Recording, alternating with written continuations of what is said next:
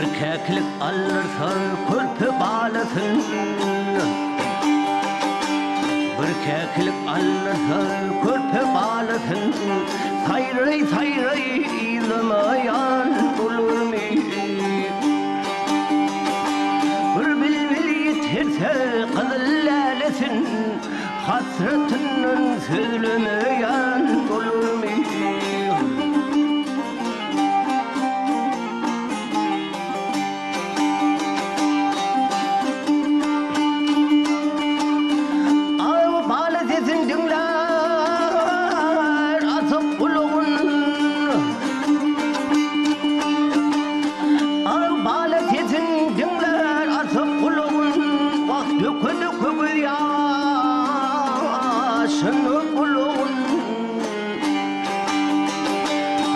Akçerin alırsa elin oğlun Meley meley zamayan olur mu?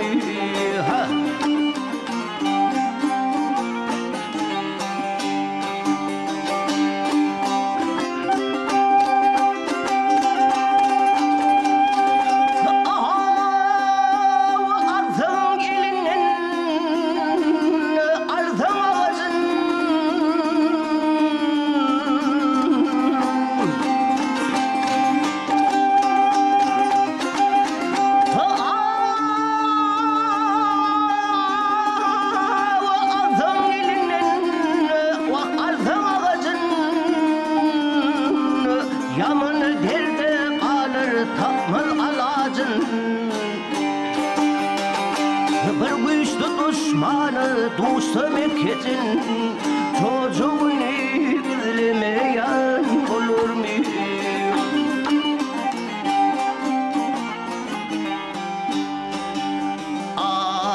Ah, ayrılığı adam oğlun eylesin. Ayrılığı adam oğlun eylesin. Kim kalır görülmeyin acel hilesin. Bakmaktın ulu hayvan bilse bağlasın. İnsan bağrın dolmayan olur mu? Olur mu dost? Almaktın ulu hayvan bilse bağlasın. İnsan bağrın dolmayan